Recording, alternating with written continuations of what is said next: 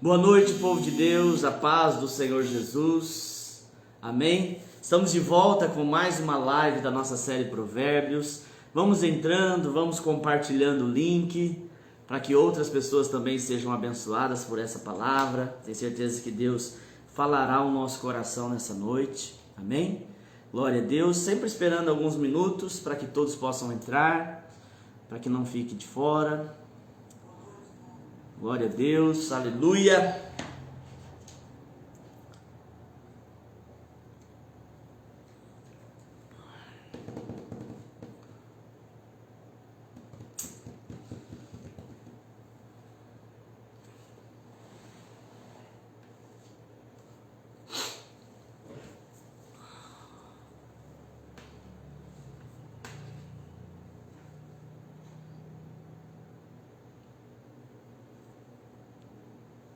Vamos entrando, compartilhando. Compartilhe o link nas suas mídias, nas suas redes sociais, amém?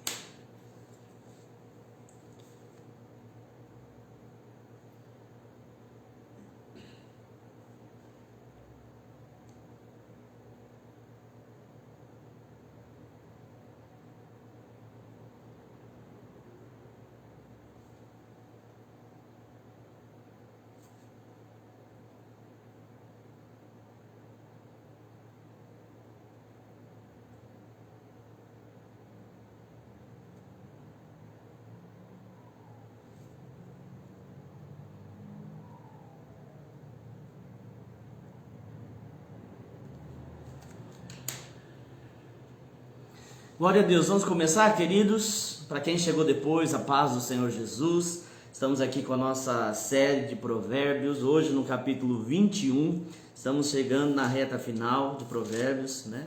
Tem alguns versículos ainda. Tenho certeza que você tem sido ministrado, você tem sido abençoado, amém? E eu gostaria que nós orássemos agora, nesse momento, pedindo para que o Senhor ministrasse ao nosso coração.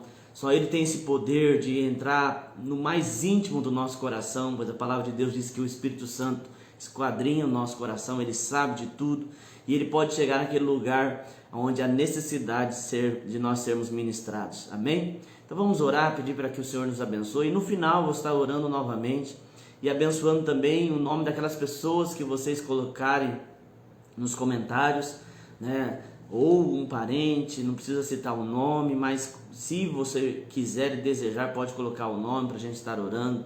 Eu não consigo orar agora com todos os nomes, mas depois a gente sempre senta, lê os comentários e ora, abençoando, amém? Tenho certeza que Deus falará ao teu coração. Vamos orar? Senhor Deus, muito obrigado, Senhor, mais uma vez pela oportunidade que nós temos de estar aqui diante de Ti, Senhor, para poder compartilhar da Tua palavra. Senhor, em nome de Jesus, que caia por terra toda distração. Pai, em nome de Jesus, tudo aquilo, Senhor, que possa se levantar, Senhor, contra a ministração da Tua palavra, em nome de Jesus, que caia por terra. Que a unção, o poder do Senhor venha sobre nós. Que o entendimento seja aberto, Senhor. Que Teu Espírito Santo tenha liberdade para falar, para ministrar em cada coração. Em nome de Jesus. Ó Deus, eu como ministro do Senhor abençoo cada um que está nos acompanhando, Pai, nesta live, seja ao vivo ou, Senhor, em outra oportunidade, gravado. Em nome de Jesus, que essa pessoa seja abençoada por esta palavra. Que a unção, o poder do Senhor venha sobre esta casa, sobre esta família, sobre esta pessoa. E que a ministração do Senhor venha, Senhor, assim como a Tua palavra diz, Pai, que o semeador saiu a semear e a semente caiu em terra boa e produziu. Em nome de Jesus, que o coração dos teus filhos neste momento se torne, Pai, uma terra boa, Senhor, para receber a tua palavra. Em nome de Jesus, tira, Senhor, da nossa mente todo o sofisma, tudo aquilo, Senhor, que venha a ser, Senhor, pré-estabelecido, Senhor, Pai, e nos impeça, Senhor, de compreender a realidade da tua palavra, a realidade do teu reino, mas que nós, através do teu Espírito Santo, sejamos libertos para receber, Pai, a verdade, Senhor, essa verdade que liberta, essa verdade, Senhor, que nos conduz, Senhor, ao teu reino, em nome de Jesus. Pai, ministre e fale conosco nesta noite, em nome de Jesus. Amém e amém. Glória a Deus. Queridos, como eu disse, nós estamos aqui no capítulo 21 de Provérbios, né? Sempre lembrando, Provérbios é o livro escrito por Salomão, filho de Davi, o homem mais sábio do mundo antigo. E o desejo do nosso coração de compartilhar esse livro é a necessidade que nós percebemos nesses dias de orientação para poder viver uma vida abençoada. Sabe, a grande dificuldade que as pessoas têm é de entender quando alguma coisa não dá certo na sua vida. Primeira coisa que as pessoas fazem é achar que elas são merecedoras de viver uma vida em dificuldade. E segundo, sempre colocar a culpa em Deus, né? Dizer, olha, se eu não estou vivendo uma vida abençoada é porque Deus não quer. Na realidade, existe muita dificuldade de compreender essas coisas. E a principal questão que a gente precisa entender é que nós precisamos entrar profundamente na palavra do Senhor para compreender quais os caminhos desse lugar que a gente quer viver, que é o lugar de bênção, de graça e de vitória.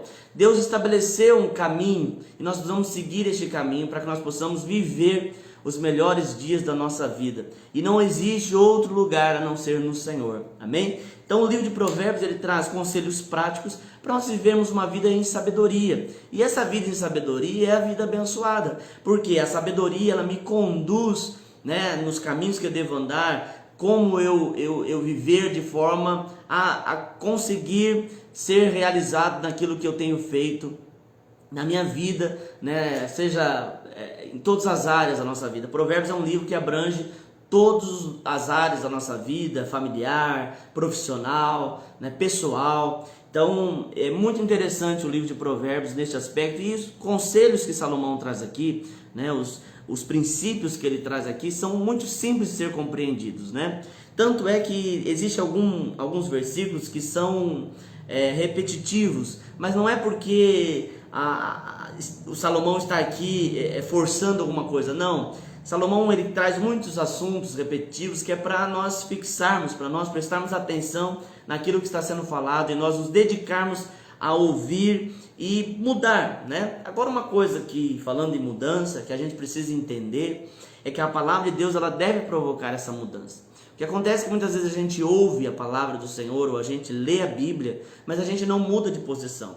E aí não adianta você ler e não mudar de acordo com aquilo que você está meditando, aquilo que você está lendo. Porque a palavra de Deus ela precisa causar essa mudança na tua vida para que você possa colher os frutos desse teu posicionamento. Então o que Deus quer de nós é que a gente ouça a sua palavra e pratique a sua palavra. Então, se você está comigo acompanhando aqui o livro de Provérbios, eu aconselho você não apenas ouvir isso que está sendo dito aqui, mas comece a colocar em prática. Se você quer viver e crer naquilo que Deus pode fazer na tua vida, comece a colocar em prática.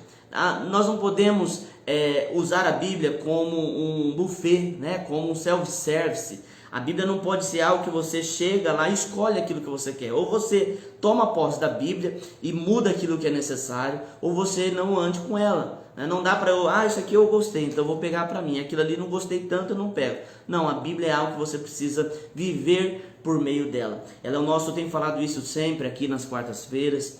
Ela é o nosso livro de regra, de fé e de prática. Através dela nós encontramos tudo aquilo que é necessário para a nossa vida. E sempre quando eu falo vida, eu quero que você entenda que não é qualquer vida.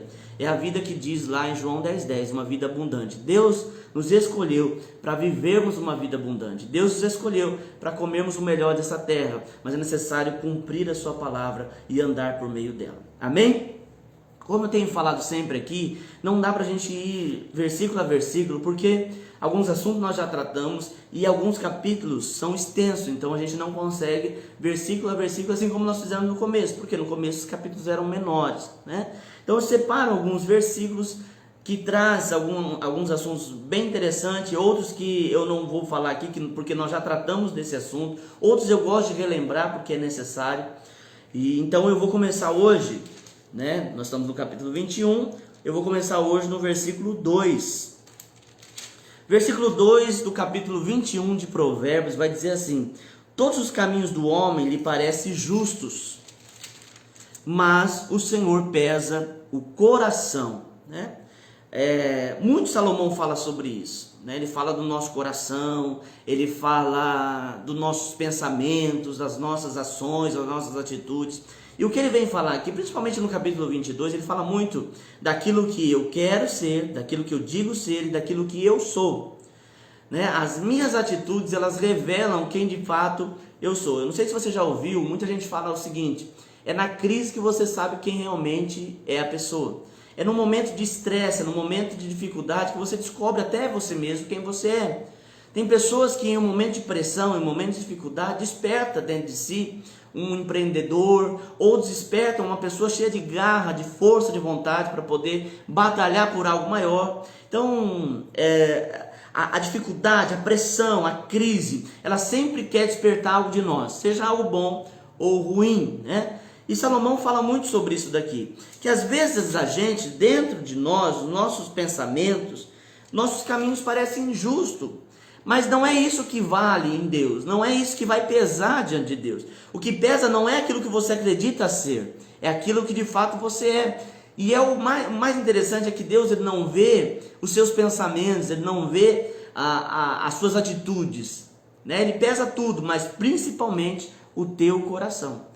Ou seja, muitas coisas a gente faz, mas o nosso coração não está naquilo, né? Às vezes você ajuda alguém, por exemplo, né? Só um exemplo, você ajuda alguém, mas o teu coração não está ali alegre em ajudar alguém. Você está ajudando porque você muitas vezes pode querer mostrar para alguém que você está fazendo algo, né? Você está fazendo porque você está sendo pressionado em fazer, mas teu coração está longe daquilo. A mesma coisa serve, às vezes as pessoas vão à igreja, mas vão por uma obrigação. O seu coração não está em Deus, seu coração não está em adorar a Deus. Quantas pessoas já ouvi dizendo assim: ah, pastor, eu não vou na igreja porque eu não estou bem. Mas a igreja, ir à igreja, o congregar, que é uma ordenança bíblica, ela não é uma questão emocional, é uma questão de postura. Então você está vendo como que Deus, ele não vê como a gente vê. E em muitos textos da Bíblia, principalmente lá quando Samuel vai ungir Davi, rei, ele olha um guerreiro, primeiro filho de Jessé, diz assim: certamente o Senhor está perante o rei. Mas na verdade Deus olha para ele assim: olha, não vejo como vê o homem, eu vejo o coração.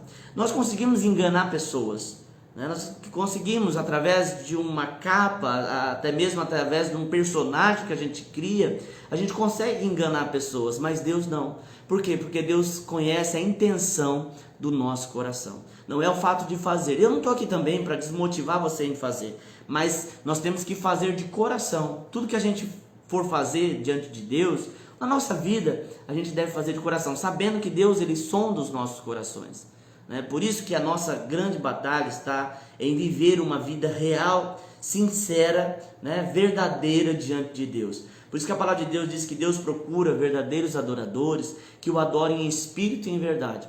Eu não quero entrar aqui nesse assunto mais específico, mas só para abordar uma questão importante. Muitas pessoas acreditam que a adoração é quando você canta uma canção. Mas a tua vida deve ser uma vida de adoração a Deus. De que forma? As suas ações, as suas atitudes, o seu falar, o seu proceder, o seu ouvir, né, o seu ver. E que jeito que eu faço isso? Tratando o meu coração. Todos os dias, a Bíblia diz assim que quem está de pé cuide para que não caia. Por quê? Porque com muita facilidade a gente começa a viver uma vida hipócrita. Ou seja, fazer, mas não é aquilo que eu creio, né? Ou fazer por uma intenção escusa, ou fazer por um outro tipo de intenção. Então, isso que deve pesar em nós. Deus, ele não olha aquilo que eu faço por fazer, ele olha a intenção do meu coração. Amém? Logo na sequência, versículo 3, a palavra vai dizer assim: fazer o que é justo e certo é mais aceitável ao Senhor do que oferecer sacrifícios. Olha que interessante. né? Pegando um gancho aqui no versículo 1, Salomão traz essa importância de nós fazermos algo que Deus se agrade de fato. Tem muita gente que faz algo como se fosse um sacrifício.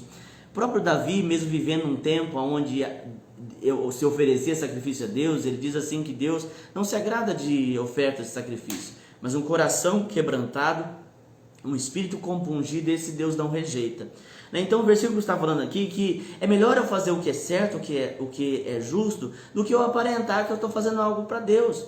Sabe, essa é a nossa verdadeira religião, né? Cuidar dos órfãos e da viúva, como diz o texto da Bíblia. Ou seja, o que a Bíblia está querendo dizer sobre isso? Está querendo dizer que não adianta eu fazer coisas em nome de Deus se eu não sou sincero, se aquilo não é real, né? Se eu, por exemplo, pastor, eu temo a Deus, mas é injusto, né? Que é uma pessoa injusta? É a pessoa que não pratica a justiça, sabe? Sempre tenta enganar alguém, defraudar, usurpar, ganhar vantagem em cima de alguma situação, né? Isso, ou por exemplo, você corrige aquele que é justo com você e deixa passar o injusto porque ele tem um elo de ligação um pouco maior que você, melhor que você, sabe? Nós vamos falar sobre isso aqui, sobre a correção do justo e do injusto, que é muito importante, que a Bíblia trata isso, né? Então, injustiça é praticar a injustiça, e é melhor você praticar a justiça do que você fazer coisas em nome de Deus, sabe? Não estou dizendo que nós não podemos fazer as coisas para Deus, mas estou dizendo que existem bases para isso. Não adianta dizer que eu sou de Deus e odiar o meu irmão, por exemplo. A Bíblia diz isso. Eu amo a Deus, mas odeio o irmão, então o meu amor não é verdadeiro. Você está entendendo? É muito mais profundo. Viver uma vida com Deus é muito mais profundo do que apenas palavras jogadas ao vento. Sabe? Eu vejo muitas pessoas olhando para as outras e olham e dizem, eu te amo, estou com você. Mas aquilo não é real. Eu falei esses dias aqui, o eu te amo virou uma coisa superficial, onde as pessoas falam isso, mas não vivem isso. No primeiro momento de crise, de dificuldade, ou a pessoa que eu digo que eu amo não me agrada, ou não responde aos meus estímulos, eu então deixo de amar. Como assim?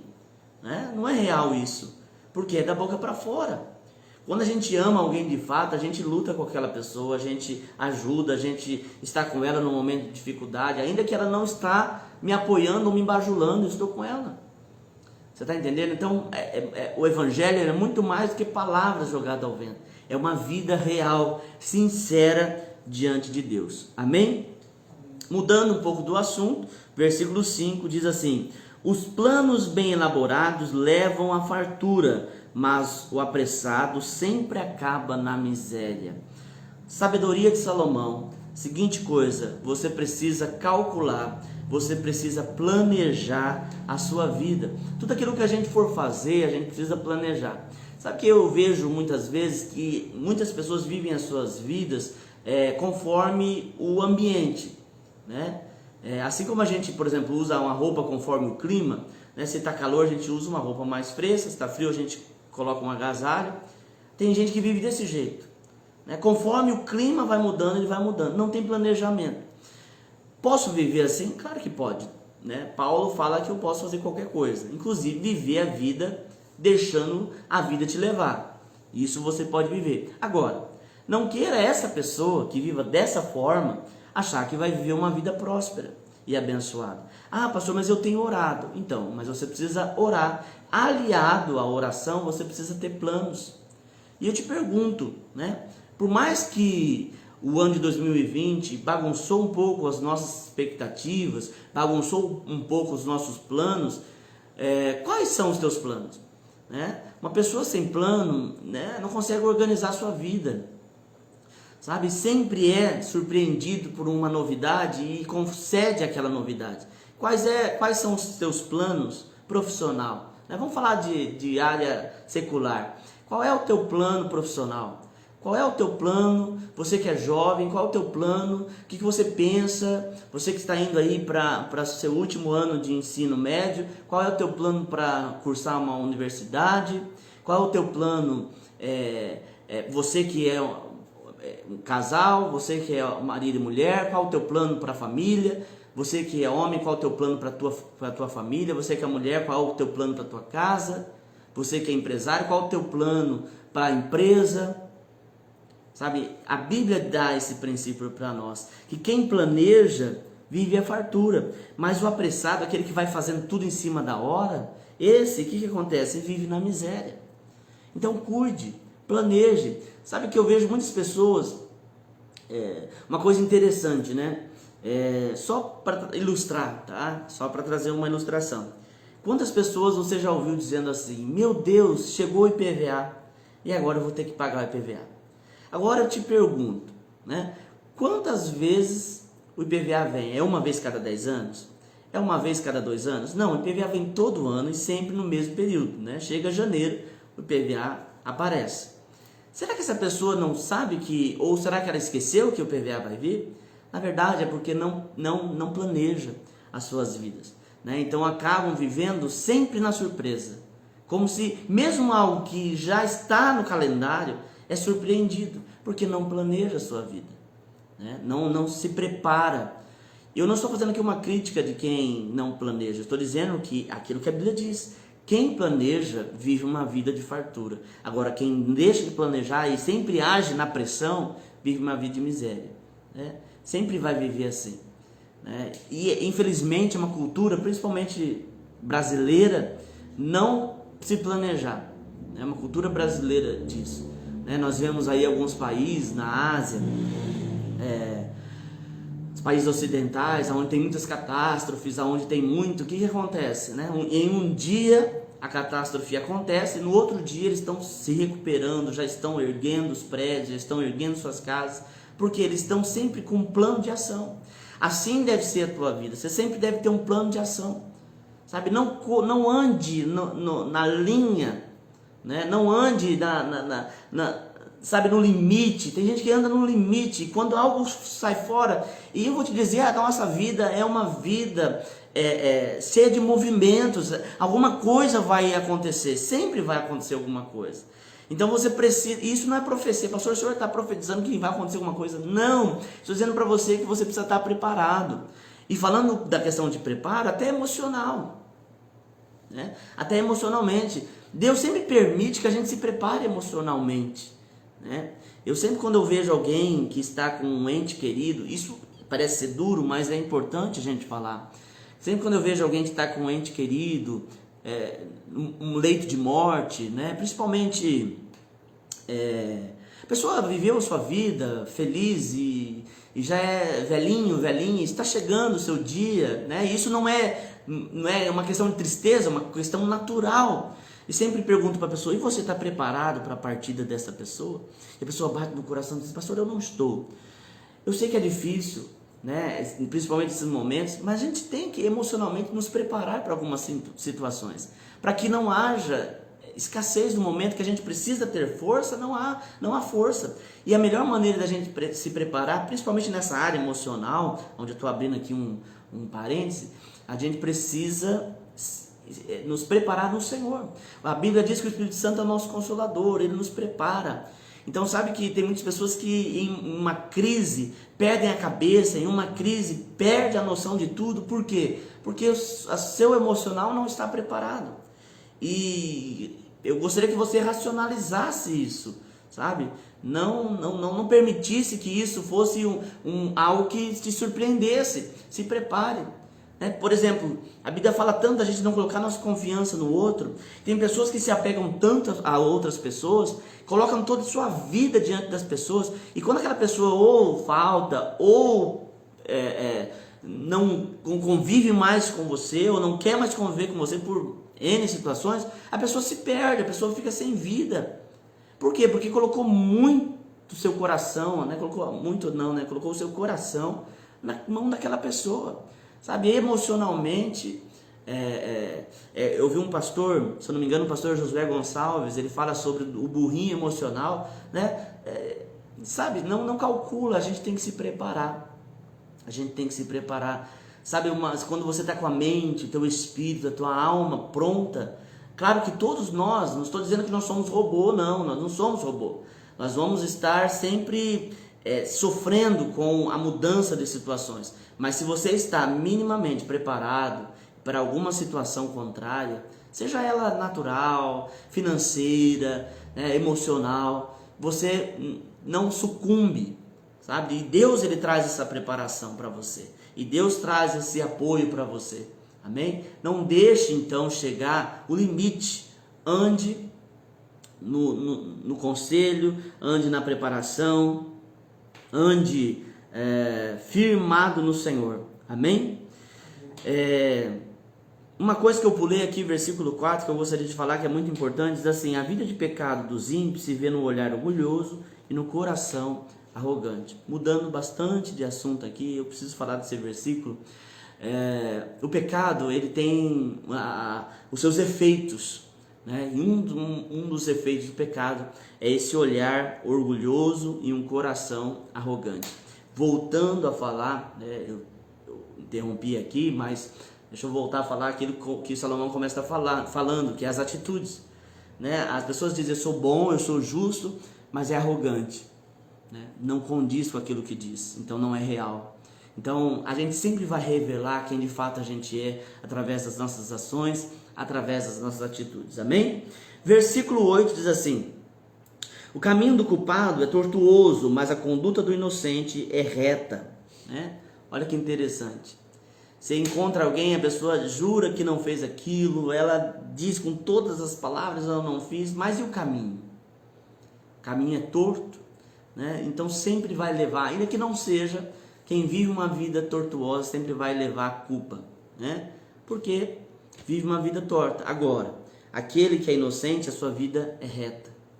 Duas coisas a gente aprende com isso, né? A primeira coisa é que se você viver uma vida reta, justa diante de Deus, não tem o que se acusar, né? Principalmente na nossa vida espiritual. A Bíblia diz que o inimigo, ele está ao nosso derredor. Deixa eu te explicar uma coisa. Quem que foi Satanás? Satanás foi um anjo que caiu, né? Caiu no pecado. Lúcifer, né? Aquele que habita a luz. Esse é o significado de Lúcifer. Ele era um dos anjos, né, do Senhor. Ele era um querubim da guarda ungido. E ele se rebelou contra Deus. E ele então foi expulso do céu. E caiu juntamente com ele uma terça parte do céu, dos anjos, né? Então eu entendo o seguinte: existem demônios. E sempre vai haver muito mais anjos que te guardam, que te livram, do que demônios. Porque foi uma terça parte do céu que caiu. Ainda houve 2/3 que permaneceram fiéis ao Senhor lá, que são os anjos que Deus envia para o nosso socorro, que envia para a nossa guarda, que envia para nos guardar, para nos livrar de todo o mal. Agora, eu preciso entender que eu preciso estar diante de Deus. Então, eu estou no centro. À minha volta, Deus envia anjos. A palavra de Deus diz que os anjos estão a serviço daqueles que hão de herdar a salvação. Claro que os anjos vão estar em volta daqueles que estão em Deus, né? Não há nenhum comprometimento de Deus com aqueles que estão no pecado. Deus não pode alcançar lá. Sabe aquela pessoa que diz assim: ó, Deus, eu vou pular aqui e se o Senhor quiser, o Senhor me livra, né? Aquela pessoa diz assim: Senhor, eu vou beber aqui, se eu ficar bêbado, o Senhor não me ajuda. Deus não tem compromisso com isso. Deus tem compromisso com aquele que está nele. Então você está no centro, à sua volta Deus coloca anjos, anjos que te ajudam, que te guardam, que te livram. Só que ao derredor existe Satanás e seus demônios, que estão sempre procurando, a Bíblia diz, alguém que lhe possa tragar. E que jeito que o diabo consegue tocar em alguém? Através de algo chamado legalidade. Quando eu ajo de forma que não agrada a Deus, quando eu peco, eu estou dando legalidade para que o inimigo atue na minha vida.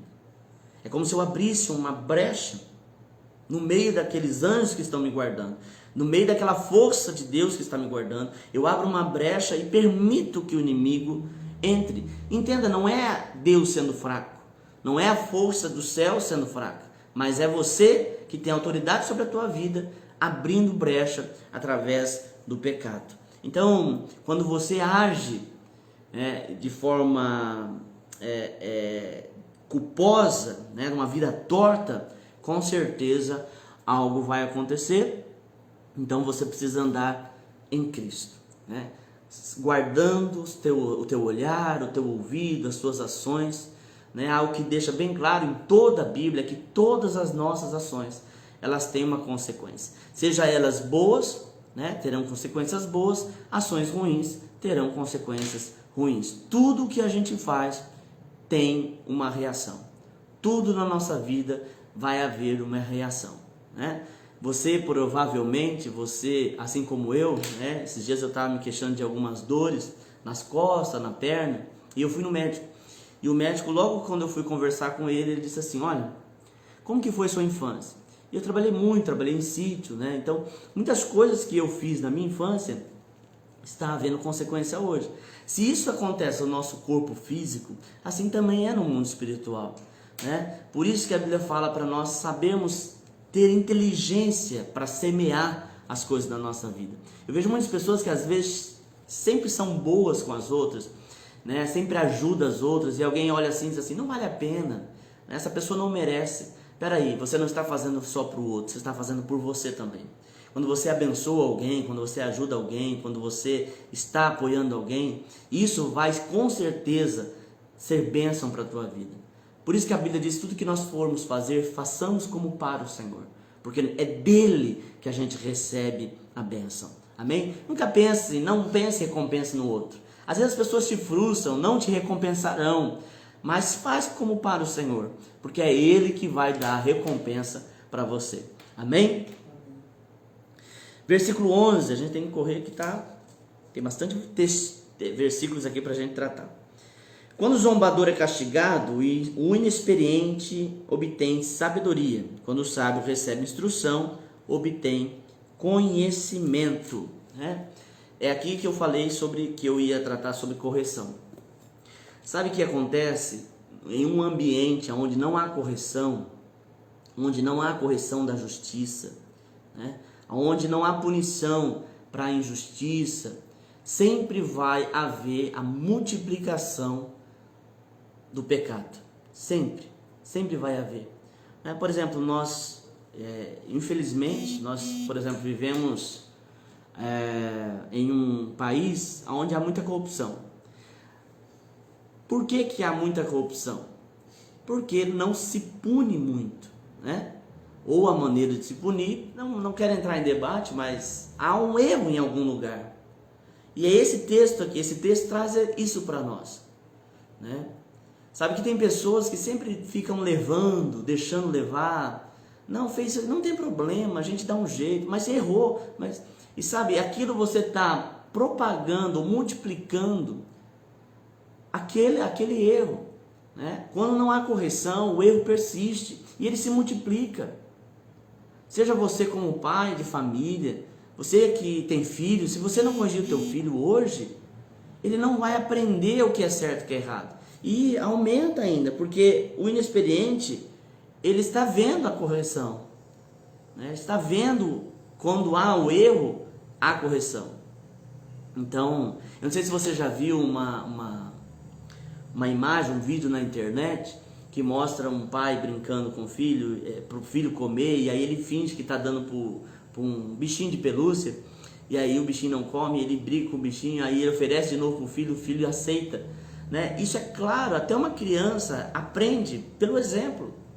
Então, se você tem uma posição de autoridade, aprenda o seguinte: é necessária a correção, para que haja o aprendizado sobre aqueles que estão naquele ambiente, para que não haja multiplicação do erro, né? Quem trabalha, quem tem empresa, sabe do que eu estou falando, né? Quando você não corrige um funcionário que cometeu um erro, você propaga aquilo para os outros funcionários, né? E assim é na tua casa, assim é na tua vida.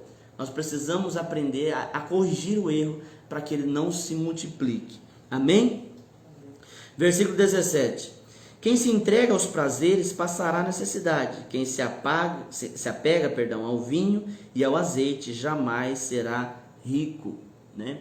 Mais uma vez, esse texto está linkado ao versículo 5, onde fala dos planos elaborados. Tem muita gente que já ouviu a pessoa dizendo assim: olha, eu vou fazer isso porque eu não sei o dia de amanhã, vai que eu não amanheça, vai que... Esse é o maior engano, né, da nossa vida. É uma filosofia inútil, né? Eu vou fazer agora porque eu não sei o dia de amanhã. É claro que a gente sempre tem que se entregar a fazer aquilo que a gente gosta, Mas você acha que realmente a pessoa que sempre está se entregando ao prazer, principalmente nesse tipo de prazer que diz o versículo 17, vai viver uma vida abençoada? Sabe que eu vejo muitas pessoas que reclamam das suas vidas, porque não prosperam, porque não conquistam. E aí você vai olhar a pessoa, né? Esses dias eu vi uma pessoa me contando que viu uma pessoa reclamando de uma dificuldade financeira, e a pessoa foi tocada no coração por aquela situação e foi querer ajudar. E quando ela foi lá para ajudar a pessoa estava na festa, né? Estava festejando, né? Aí eu te pergunto, como que alguém que está em situação de dificuldade está em festa, né? É porque a pessoa quer sempre viver no prazer, sabe? E tem coisas, querido, que você tem que abrir mão hoje para você conquistar amanhã. Sabe, se tem coisas que se você não renunciar agora, sabe que tem pessoas que querem ser abençoadas, prósperas e quer fazer tudo o que desejarem. Não tem como ligar tudo isso. Tem coisas que é tempo de renúncia, tempo de semeadura, né? Eu falo sempre da semente. A semente você planta, você não vê ela. E qual é o papel daquele que semeia? Colocar uma água, regar a planta, adubar a planta. Ninguém está vendo nada, mas você está trabalhando ali, porque você sabe que existe uma semente. Você sabe. Sabe que tem gente que para, diz, depois eu faço. Primeiro, nunca, preste atenção, nunca priorize o prazer. O mundo aí fora vai falar para você priorizar o prazer, porque a vida é curta, etc e tal. Mas esses mesmos que estão dizendo para priorizar o prazer, eles mesmos não priorizam, né? A mídia, a televisão, ela quer te entreter, para você gastar horas a fio ali, né? Você já reparou como são as programações de televisão? Eles estão passando um programa querendo te impulsionar a assistir o próximo, e o próximo, e o próximo. É a era do entretenimento, né? A televisão te traz entretenimento, ou te enterte. O celular te enterte. É o WhatsApp, é Instagram, tantos outros, né, meios de comunicação, de entretenimento, que as pessoas estão perdendo o seu tempo, né? Eu falo sempre aqui na igreja, a Bíblia fala disso, fala sobre, por exemplo, acordar cedo, trabalhar, orar, né, batalhar. Se você tem pais que te deram uma vida confortável, glória a Deus. Você tem, ou você conquistou esse lugar, glória a Deus. Mas sabe que todo fruto de um lugar de paz, de tranquilidade, principalmente financeira, houve trabalho. Houve um trabalho, houve uma dedicação. Então se dedique, trabalhe, não se interta com as coisas, sabe? Não priorize os prazeres, não priorize a dedicação, o trabalho. Tudo, a Bíblia diz que há tempo para aquilo que está debaixo do céu. Tempo, sabe? Eu fico triste quando eu vejo jovens priorizando o prazer e não priorizam o estudo, não priorizam um trabalho, porque isso vai chegar um momento que a vida vai cobrar. Não é Deus que vai cobrar, não, é a própria vida, né? Vai chegar o tempo que a vida vai cobrar. Você não vai ter suas forças como você tem hoje, né? Você não vai ter o ânimo que você tem hoje. E o momento de descansar, você tem que morrer de trabalhar. Por quê? Porque no momento que você deveria trabalhar, você estava se entregando aos prazeres, né? Então se dedique, priorize as coisas. O que você tem, qual é o teu plano, qual é o teu projeto? Foque nele, né? Ore por ele, trabalhe por ele, se dedique por aquele projeto. Não perca tempo com as distrações da vida. Amém? Versículo 21. Mais uma vez Salomão vai falar: quem segue a justiça e a lealdade encontra vida, justiça e honra. Pastor, eu quero ser honrado pela minha família. Eu quero ser honrado na minha casa. Eu quero viver abundância de vida em Deus. Eu quero ser justificado. Eu não quero viver debaixo de injustiça. Então, para vida, justiça e honra, existe um caminho. O caminho da lealdade e o caminho da justiça. Se você é leal, que é algo que a gente, infelizmente, está se perdendo e é um princípio de Deus. Lealdade, a Bíblia até fala para a gente atar no nosso pescoço, para a gente não se esquecer de ser leais, né? Tem muitas pessoas que, eu tenho falado que esse sentimento se perdeu porque as pessoas estão vivendo apenas em troca. Se alguém me ajuda ou me favorece, então eu estou com ele. Se ele não tem nada para me retribuir, então eu não ando com ele. E a lealdade, ela vai muito mais do que isso. E sabe, Deus abençoa a lealdade. A Bíblia fala de uma mulher chamada Noemi, que tinha 2 noras, Orfa e Ruth. E essas 2 noras, tanto as noras como Noemi, perderam seus esposos. Ou seja, Noemi perdeu o marido e os 2 filhos, por conta de uma negligência, né? Morreu o marido de Noemi e os 2 filhos, o esposo de Orfa e o esposo de Ruth. E aí, Noemi olha para suas noras e diz assim: olha, vocês podem voltar para suas casas. E Orfa, a Bíblia diz que com um beijo se despediu de Noemi e voltou para sua família, que era uma família pagã. E Ruth não, Ruth olhou para Noemi e disse assim: olha, onde você for eu irei, aonde tu pousares eu pousarei, e o teu Deus será meu Deus. Isso é lealdade. E a palavra de Deus diz que Deus abençoou tanto Ruth, tanto Noemi. E algumas pessoas ficam: mas como? Qual foi o processo de Deus abençoar tanto? Um dos caminhos é a lealdade. Seja leal com os teus, né? Ande, sabe, firme com quem você tem aliança. Firme aliança com essa pessoa. Apesar do mundo estar vivendo hoje barganha, sabe, eu faço para quem faz para mim, sabe, seja leal. Vá contra aquilo que o mundo prega, vá contra toda essa maré de distorção de princípios e seja leal.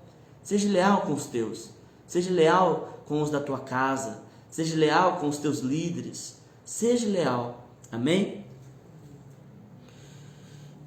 Versículo 23, Salomão fala daquilo que nós falamos, novamente, né? Diz assim: cuidado, seja cuidadoso com o que fala, e evita muito, quem é cuidadoso, com o que fala, evita muito sofrimento, né?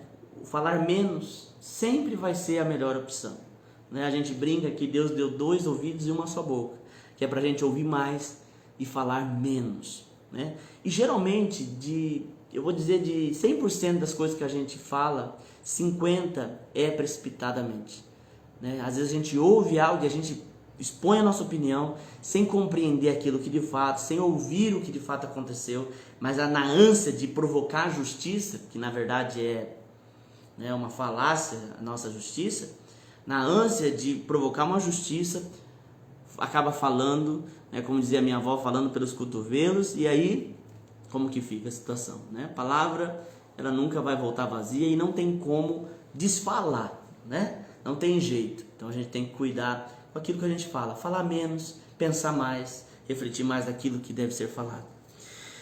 Versículo 25: o preguiçoso morre de tanto desejar e de nunca pôr a mão no trabalho. O dia inteiro ele deseja mais e mais, enquanto o justo reparte sem cessar. 2 princípios interessantes aqui, voltando no versículo 17, né? Aquele que não quer fazer nada, que acha que as coisas caem, né? Aparecem com um estalar de dedos, né? Se você não semear, querido, não há colheita, né? Nós falamos quarta-feira passada, se você não semear, não adianta você criar a expectativa de uma colheita que não foi semeada. Então semeie, trabalhe, né? Se dedique. E outro princípio é que o justo, ele sempre reparte. Aquilo que Deus te dá nunca é para parar em você. Eu vi uma frase de um pastor e isso eu tenho no meu coração. Ele diz assim: aquilo que Deus te dá não é para você criar um muro maior para ninguém alcançar. É para você construir uma mesa maior, para que outros possam ser abençoados através da sua vida. Essa é a fonte da prosperidade, sabe? Quanto mais você abençoa, mais você é abençoado. Por isso que o texto da palavra de Deus diz que o justo reparte sem cessar, né? É através do abençoar que Deus continua abençoando. Amém? Aquele que é soberbo, arrogante, avarento, ele sempre acha que está perdendo quando abençoa alguém. E quanto mais ele acha que está perdendo, mais ele perde. A avareza, ela provoca isso, né? Lembra do título daquilo que as pessoas falavam antigamente, né? Mão de samambaia. Não sei quantos tiveram oportunidade de ver a samambaia na pontinha, ela enroladinha assim. E a gente, quando é criança, a gente quer desenrolar aquela ponta da samambaia. O que acontece? Quebra. Tem muita gente que é desse jeito, né? Nunca abre, nunca abençoa e sempre vai viver uma vida mesquinha, sempre vai viver uma vida miserável, uma vida medíocre, porque ele acha que é só ele, é com ele, tudo é para ele, né? E não é assim que a coisa funciona. Amém? Pelo menos no reino de Deus não é assim. Eu creio que se no reino de Deus não é assim, em nenhum outro ambiente isso acontece. Amém? Versículo 30, nós já estamos encerrando. Não há sabedoria alguma, nem discernimento algum, nem plano algum que possa opor-se ao Senhor. Prepara-se, versículo 31, o cavalo para o dia da batalha, mas o Senhor é quem dá a vitória, né? Todos os nossos planos, todos os nossos projetos devem estar diante de Deus, porque é Deus quem determina, é Deus que tem o sim e é Deus que tem o amém. Sempre quando você sonhar, planejar, coloque diante do Senhor, é Ele que vai te dar a vitória. E para encerrar, o versículo 31 diz assim: prepara o cavalo no dia da batalha, mas o Senhor é que dá a vitória. Duas coisas importantes para a gente falar aqui. Não há como você querer que Deus faça algo que você não está fazendo nada, né? Não adianta você dizer, Deus me dá a vitória. Você tem preparado o cavalo? Você tem se dedicado? Você tem se empenhado? Você tem orado? Você tem jejuado? O que você tem feito para a vitória acontecer? Ou será que às vezes você está com os braços cruzados dizendo, Deus faça tudo e eu vou esperar, né? Então o texto me ensina duas coisas. Eu não vou conseguir vitória sozinho sem Deus. Pelo menos a vitória permanente, aquela vitória que é durável, que fica na minha vida, não é vitória no mundo. O sucesso do mundo é passageiro, mas a vitória em Deus, ela é para a vida eterna. Se eu quero vitória, primeiro eu tenho que entender que Deus é Ele que me dá a vitória. Segundo, não há vitória sem preparação, né? Se você quer que Deus te dê vitória, então arrie o teu cavalo. Se você quer que Deus te abençoe, então faça alguma coisa. Se dedique, né? Se empenhe, lute, né? Lute. Pastor, mas a minha luta tem sido em vão. Nunca a sua luta será em vão. A minha oração parece que não tem resposta. Nunca a tua oração será sem resposta. Pode demorar um tempo, mas Deus está fazendo. Deus está trabalhando. Amém? Quero orar por você agora. Espero que você tenha sido ministrado. Eu sei que você foi ministrado, porque isso não é de mim, é do Senhor. Então sempre aquilo que Deus fala ministra aos nossos corações. Amém? Senhor, muito obrigado, Deus, por essa mensagem. Obrigado por aquilo que o Senhor tem falado aos nossos corações. Obrigado pela unção manifesta, Senhor, nas nossas vidas nesta hora. Pai, nós te damos todo louvor, toda adoração. Muito obrigado, Jesus, pela tua presença. Obrigado, Espírito Santo, porque tu és aquele que ministra aos nossos corações. Eu coloco diante do Senhor cada vida que está aqui nos acompanhando, seja ao vivo ou em um outro momento na gravação. Senhor, aqueles que estão pedindo oração pelos seus familiares, para um amigo, para uma amiga, Senhor, para um parente. Em nome de Jesus, que o Senhor os alcance com cura, com libertação, com graça. Em nome de Jesus, Senhor, o Senhor não está preso a um tempo, mas o Senhor permeia pelo tempo, Senhor, pelo futuro, pelo passado e pelo presente. Eu peço, Senhor, alcance essa pessoa agora. Em nome de Jesus, essa pessoa que precisa de cura, cura ela, Jesus. Essa pessoa que precisa de libertação, envia o teu anjo. Envia os teus anjos, Senhor, para libertar essa pessoa agora, desse cativeiro, desse pecado, em nome de Jesus. Dê força, dê ânimo, Senhor, para essa pessoa sair, Senhor. Tua palavra diz, Senhor, no Salmo 40, que o Senhor nos tira do charco horrível e coloca os nossos pés sobre uma rocha. Senhor, assim como essa pessoa está clamando, tira-me, Senhor, desse charco horrível, envia o teu anjo, Senhor, resgate esta pessoa, em nome de Jesus. Muito obrigado, Senhor, obrigado pela tua palavra, obrigado porque o Senhor tem ministrado ao nosso coração. Recebe o louvor, a adoração, gratidão, Senhor, por tudo aquilo que o Senhor tem feito, e nós já de antemão te agradecemos por aquilo que vais fazer. Muito obrigado, Jesus, muito obrigado, Senhor. Amém. Glória a Deus, que Deus te abençoe, amém, poderosamente. Nós estamos aí às vésperas da eleição. Esteja orando, ore, né? Ore para aquilo que Deus, aliás, para que Deus abra o seu entendimento, amém? Para que você tenha sabedoria e exerça esse ato de cidadania do nosso país, amém? Que Deus te abençoe. Nós temos aqui oramos terça-feira em prol da nossa cidade, em prol da nossa Câmara, em prol do nosso Executivo, para que Deus abençoe e cumpra a sua vontade. Sexta-feira agora nós vamos estar orando novamente, amém? Você é o nosso convidado, às 19 horas nosso culto, e domingo nós teremos a resposta e vamos orar também, seja o meu ou o seu, seja aquele que você torceu ou não, nós vamos estar orando para que seja a vontade do Senhor na nossa vida e na nossa cidade. Que Deus te abençoe poderosamente, em nome de Jesus.